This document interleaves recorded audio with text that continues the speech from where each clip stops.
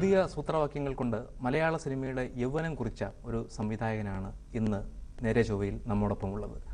മലയാള cinema യൗവനം പിന്നിട്ടെങ്കിലും ഇദ്ദേഹത്തിൻ്റെ യൗവനം കഴിയുന്നില്ല എന്ന് തോന്നും.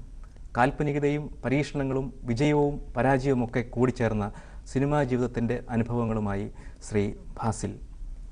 നന്നായിട്ട് മേക്കപ്പ് ഇട്ട് നല്ല ഡ്രസ്സൊക്കെ ഇട്ട് ഒരു വനിതാ കോളേജിലെ പോകുന്ന ബാഡ്മിൻ്റൺ കോച്ചിനെ പോലെയാണ് ഫാസിലെന്ന്. ഈ ഡ്രസ്സിങ്ങിൻ്റെ ഈ സെൻസ് എവിടെ നിന്നതിൻ്റെ വരവ്? ഇല്ല, ഞാൻ ഡ്രസ്സ് എന്ന് പറഞ്ഞാൽ ഒരു ആവറേജ് ക്ലാസ്സിൻ്റെ ഡ്രസ്സല്ലാതെ എനിക്ക് അതിനകത്ത് കൂടുതൽ എന്തെങ്കിലും.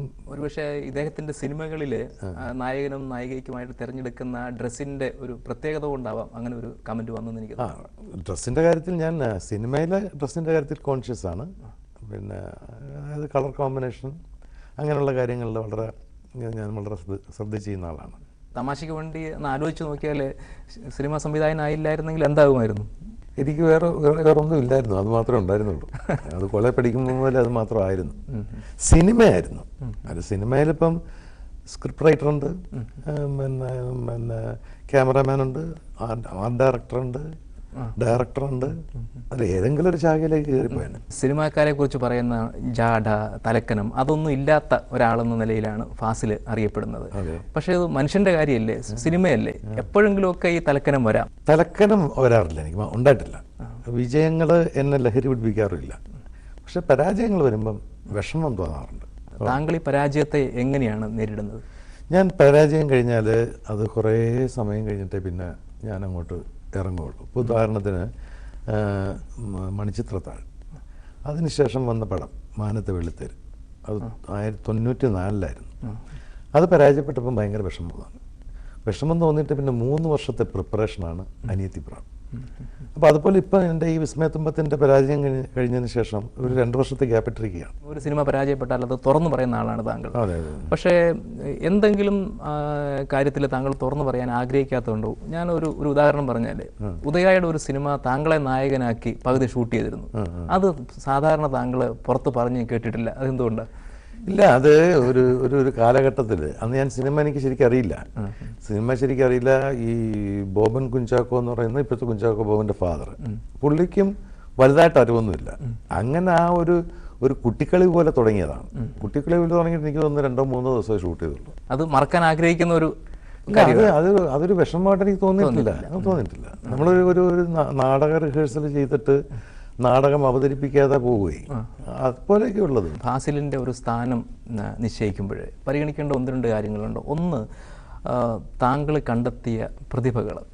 അപ്പോൾ അതിലാദ്യം പറയേണ്ട പേര് എന്തുകൊണ്ടും മോഹൻലാലിൻ്റെ ആണെന്ന് എനിക്ക് തോന്നുന്നു. അന്ന് ആദ്യം ഈ മഞ്ഞിൽ വിരിഞ്ഞ പൂക്കളിലെ അഭിനയിക്കാൻ ഒരു ചാൻസിന് വേണ്ടി മോഹൻലാൽ ഇൻ്റർവ്യൂവിന് വന്ന ആ സമയം ഒന്ന് ഓർത്തെടുക്കാവോ? എങ്ങനെയാണ് മോഹൻലാലിൻ്റെ അന്നത്തെ ആ രൂപം വെച്ച് ഈ ഒരു പ്രതിഭ താങ്കൾ കണ്ടുപിടിച്ചത്? അതായത് ഇപ്പം ഞാൻ ആരെയെങ്കിലും കൊണ്ടുവന്നു എന്നുള്ളത് ഒരു വലിയൊരു മെറിറ്റായിട്ട് ഞാൻ പറയാറില്ല. ഞാനില്ലായിരുന്നെങ്കിലും മോഹൻലാൽ വന്നേനെ. അപ്പോൾ അതിൻ്റെ ഇൻ്റർവ്യൂ നടക്കുന്ന കാലഘട്ടത്ത് ഞാൻ നോക്കിയപ്പം ഈ തോളും തൂക്കി ഒരാൾ കയറി വരുന്നു. കയറി വന്ന് ആ തോള് ചാഞ്ഞ് കിടക്കുന്നതിൽ തന്നെ എനിക്കൊരു ചന്തം തോന്നി ആ നടപ്പിൽ. അത് കുറച്ചൊരു, പിന്നെ എനിക്ക് എൻ്റെ ഓർമ്മ ശരിയാണെങ്കിൽ അന്നേ അദ്ദേഹം വന്നൊരു ലേഡീസ് അംബ്രലയും കൊണ്ടാണ് അത്. അപ്പം ഞാൻ 1-2 കാര്യങ്ങൾ അന്ന് ചെയ്ത് കാണിച്ചു കഴിഞ്ഞിട്ട് പുള്ളി അതേപടി ഇത് കാണിച്ചു. പക്ഷേ ഇന്ന് ഉള്ള മോഹൻലാൽ തന്നെ അന്ന് ആസ് സച്ച്, അതിനകത്ത് യാതൊരു മാറ്റമില്ല. അത് വളരെ ഫ്ലെക്സിബിളായിട്ട് ചെയ്തു. അപ്പം ഞങ്ങളൊരു 7 ഇൻ്റർവ്യൂക്കാരുണ്ട്. അപ്പോൾ ഓരോരുത്തരും ഈ പുള്ളിയുടെ കോലവും ഈ ചരിഞ്ഞ ഇതും ആ ചമ്മിയ മൂക്കും ഒക്കെ കണ്ടു കഴിഞ്ഞപ്പം 100-ൽ 3, 3.5, 7ഒക്കെയാണ്. അപ്പം ഞാൻ 90 മാർക്ക് ഇട്ടു. അപ്പോൾ ജിജു എത്ര ഇട്ടെന്ന് ചോദിച്ചു കഴിഞ്ഞപ്പോൾ ജിജു ചോദിച്ചു ഞാൻ എത്ര ഇട്ടു? ഞാൻ 90-ൽ 90. എന്നാൽ ഞാൻ 95 ഇട്ടു എന്നും പറഞ്ഞിട്ടാണ് ആ കഥാപാത്രം വരുന്നത്. പിന്നെ പുള്ളി അത് മഞ്ഞൾ വിരിഞ്ഞ മുഴുക്കൾ കഴിഞ്ഞ് അത് കഴിഞ്ഞിട്ട് പിന്നെ പുള്ളി അതൊക്കെ പടത്തിൽ അഭിനയിക്കാൻ തുടങ്ങി. അപ്പോൾ വാൾ പോസ്റ്റിൽ ആ വല്ലാത്തൊരു ചിരിയും ചിരിച്ചിട്ടുള്ള ഈ മുഖം കണ്ടു കഴിഞ്ഞപ്പം ഞാൻ വെറുതെ എനിക്ക് മനസ്സിൽ തോന്നിയിട്ടുണ്ട്, അയ്യോ ഞാൻ ഇയാളുടെ ഭാവി നശിപ്പിച്ചോ പക്ഷെ അയാൾ പിന്നെ എങ്ങനെയോ പോയില്ലേ. ഈ മോഹൻലാൽ വന്നപ്പോൾ തന്നെ ആദ്യം കണ്ടപ്പോൾ തന്നെ ഈ തോളിന്റെ ചെരിവ് ഉണ്ടായിരുന്നു എന്നാണ് താങ്കൾ പറയുന്നത്. അതെ അതെ. പക്ഷെ വേറൊരു വ്യാഖ്യാനമുണ്ട് അതിന്. അതായത് ഫാസിലിന് ഈ ചുമലിന് ഇങ്ങനെ നടക്കുമ്പോൾ ഒരു ചെരിവുണ്ട്, അത് മോഹൻലാലിന് അത് കിട്ടിയതാണ്. കാരണം താങ്കൾ അങ്ങനെ ചെയ്ത് കാണിച്ചതിന്റെ പേരിൽ മോഹൻലാലിന് അങ്ങനെ ഒരു ഒരിക്കലില്ല. പക്ഷെ അത് നടക്കുമ്പോൾ ചെരിയുന്നുണ്ടായിരിക്കും. അത് പലരും പറഞ്ഞിട്ടുണ്ട്. അത് ഫാസിലിൽ നിന്ന് മോഹൻലാലിന് കിട്ടിയതല്ല. അല്ല, അത് ഷുവറായിട്ടല്ല, പുള്ളിക്ക് വേറെ ഒന്നും കിട്ടിയതാണ്. ഈ മോഹൻലാലിനെ പോലെ തന്നെ മലയാളത്തിന് അഭിമാനമായ ഒരു നടനാണ് മമ്മൂട്ടി. ഈ മമ്മൂട്ടിയും മോഹൻലാലും ഒരു സൂപ്പർ താരങ്ങൾ എന്ന നിലയ്ക്കൽ കവിഞ്ഞ് ഇന്ത്യയിലെ തന്നെ ഏറ്റവും മികച്ച അഭിനേതാക്കൾ കൂടിയാണ്. ഇവരെ രണ്ടുപേരെയും താങ്കളുടെ കയ്യിൽ ഒരുമിച്ച് കിട്ടിയിട്ട് ഒരു നായികയുടെ ചുറ്റുവിട്ട് ഓടിക്കുകയാണ് താങ്കൾ ചെയ്തത്. ശരിക്കും അവർക്ക് രണ്ടുപേർക്കും മത്സരിച്ച് അഭിനയിക്കാവുന്ന അഭിനയ മുഹൂർത്തങ്ങളുള്ള ഒരു സിനിമയല്ലേ താങ്കൾ ചെയ്യേണ്ടിയിരുന്നത്? ഇല്ല, അങ്ങനെ ഒരു സബ്ജക്റ്റ് കിട്ടാൻ ഭയങ്കര പ്രയാസമാണ്. അങ്ങനത്തെ സബ്ജക്റ്റ് കിട്ടിക്കഴിഞ്ഞാൽ ഈ രണ്ട് പേർക്ക് അഭിനയിക്കാനുള്ള സംഭവം എന്ന് പറഞ്ഞു കഴിഞ്ഞാലും എവിടെയെങ്കിലും വെച്ചൊരു ഘട്ടത്തിൽ ഒരാളങ്ങ് സ്കോർ ചെയ്ത് പോകും. അപ്പോൾ ഇവരുടെ ഈ അഭിനയത്തിൽ ആരാണ് മിടുക്കൻ എന്ന് കാണിക്കാൻ വേണ്ടി എടുത്തു കഴിഞ്ഞാൽ അത് കുഴപ്പമാവും.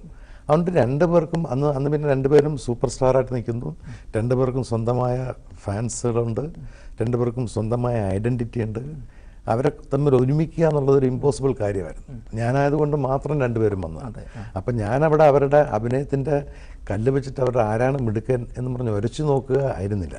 മറ്റൊരു തരത്തിൽ താങ്കൾ ഒരു കോംപ്രമൈസിന് വഴങ്ങിയോ? അതായത് ഫ്രെയിമിൻ്റെ എണ്ണം പോലും ഏതാണ്ട് തുല്യമായിരിക്കണം, രണ്ടുപേർക്കും ഒരേ പ്രാധാന്യം കിട്ടണം എന്നുള്ള നിലയിലൊക്കെ താങ്കൾ ശ്രദ്ധിച്ചിരുന്നില്ലേ? വളരെ ശ്രദ്ധിച്ചിരുന്നു. അതൊരു അപരാധമായിട്ട് എനിക്ക് തോന്നിയിട്ടില്ല. കാര്യം സിംഗിൾ മാൻ അഭിനയിച്ചാൽ മതിയായിരുന്നു. ഒരു സിംഗിൾ മാൻ അഭിനയിക്കേണ്ട റോള് ഞാൻ വെട്ടി രണ്ടാക്കിയെന്നുള്ളൂ.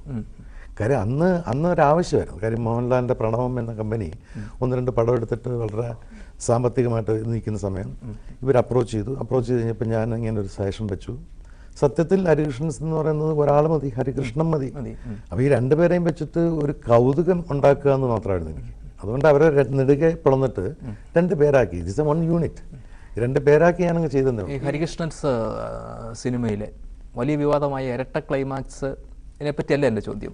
ഈ ഇരട്ട ക്ലൈമാക്സിലെ മോഹൻലാലിനും മമ്മൂട്ടിക്കും അനുകൂലമായിട്ടുള്ള 2 ക്ലൈമാക്സ് ഉണ്ടായത് അത് വിതരണം ചെയ്തത് മലബാറിലും തെക്കും 2 തരത്തിലായിരുന്നു. അത് മലബാറിലെ മമ്മൂട്ടിക്ക് അനുകൂലമായിട്ടുള്ളതും തെക്ക് മോഹൻലാലിന് അനുകൂലമായിട്ടുള്ളതും പോയി. അത് പക്ഷേ ബോധപൂർവമായ ഒരു തീരുമാനമായിരുന്നില്ല. എങ്കിലും അതിൻ്റെ ഉത്തരവാദിത്വം താങ്കൾ ഏറ്റെടുക്കുന്നുണ്ട്. അതിനൊരു മതപരമായിട്ടുള്ള ഒരു ഛായയൊക്കെ അതിന് പിന്നീട് വന്നു. 3 ക്ലൈമാക്സാണ് ഷൂട്ട് ചെയ്ത് വെച്ചിരുന്നത്. ആർക്ക് കിട്ടുന്നത് കാണിക്കാത്തത് മമ്മൂട്ടിക്ക് കിട്ടുന്ന പോലെ കാണിക്കുന്നു, മോഹൻലാലിന് കിട്ടുന്ന പോലെ കാണിക്കുന്നു. അങ്ങനെ മമ്മൂട്ടി കിട്ടുന്ന പോലെയും കാണിച്ചു, മോഹൻലാലിന് കിട്ടുന്ന പോലെയും കാണിച്ചു. എന്നിട്ട് ഞാൻ പറഞ്ഞു ഈ 2 ക്ലൈമാക്സും സെൻസർ ചെയ്യണം. ഇത് എങ്ങോട്ട് പോയി എന്നറിയണ്ട, കിട്ടുന്ന വിധത്തിലങ്ങ് പൊക്കോളാൻ പറഞ്ഞു.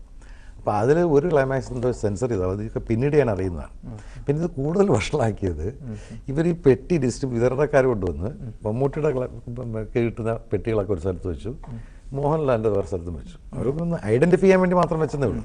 ഈ വരുന്ന റെപ്രസെൻറ്റേറ്റീവ് ഉണ്ട് പടവും കൊണ്ട് പെട്ടിയുമായിട്ട് പോകുന്നത്, അത് പുള്ളി പട്ടായം വേണമെങ്കിൽ മമ്മൂട്ടി ഇങ്ങനെ തരും. അപ്പോൾ ഈ റെപ്രസെൻറ്റേറ്റീവ്സ് അവരുടെ ഒരു സിൻസിയറിറ്റി ഉണ്ട്. അവർ കൊണ്ടുപോകുന്ന സ്ഥലത്ത് കളക്ഷൻ കൂടണമെന്ന് പറഞ്ഞു.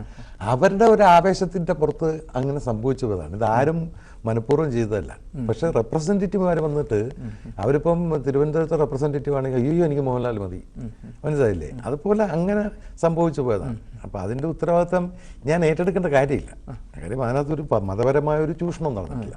കാര്യം മതപരമായ ചൂഷണം നടത്താനും പറ്റില്ല. കാര്യം ചെയ്യാൻ ഒരു തിയേറ്ററിലിരിക്കുന്നത് ഹിന്ദുവും ക്രിസ്ത്യാനിയും മുസ്ലിങ്ങളെല്ലാം കൂടെ ഒരുമിച്ചിരുന്നല്ലേ സിനിമ കാണുന്നത്.